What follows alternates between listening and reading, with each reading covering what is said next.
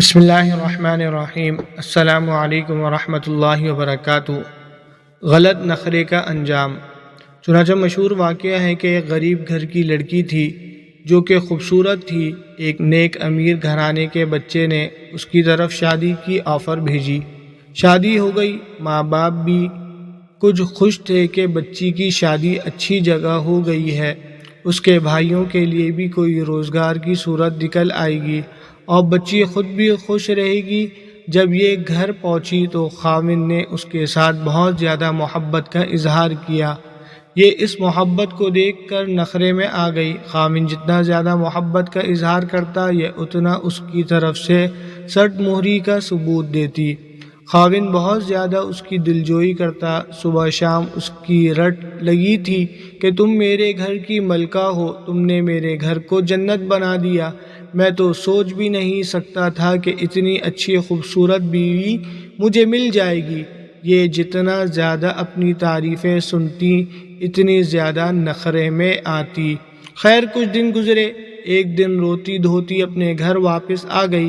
خاوند اس کو میکے چھوڑ کر چلا گیا۔ ماں نے پوچھا بیٹی کیا ہوا؟ کہنے لگی خاوند بہت زیادہ محبت کے موڈ میں تھا، مجھے پیار کر رہا تھا کہ میں اس کے ساتھ محبت کا اظہار کروں اور میں ایسے گمسم تھی جیسے مجھ پر کوئی اثر ہی نہیں ہو رہا۔ بالآخر تنگ آ کر اس نے مجھ سے پوچھا کہ میں اس قدر تم سے محبت کرتا ہوں، کیا تمہیں مجھ سے محبت ہے؟ کہنے لگی کہ پتہ نہیں کیا میرے دماغ پر پردہ پڑا کہ میں نے اس وقت نخرے میں آ کر کہہ دیا کہ نہیں مجھے تم سے محبت نہیں ہے۔ بس یہ لفظ کہنے تھے کہ خاوند غصے میں آ گیا اور کہنے لگا کہ جب تمہیں مجھ سے محبت ہی نہیں تو جاؤ جہاں محبت ہے وہیں زندگی گزارنا، میری طرف سے تمہیں 3 طلاق ہے۔ اب جب شادی کے 1 مہینے بعد اس کو طلاق ہو گئی اور پھر ماں باپ کے گھر میں اس کو رہنا پڑا، تب اس کی آنکھیں کھلیں۔ لمحوں نے خطا کی، صدیوں نے سزا پائی۔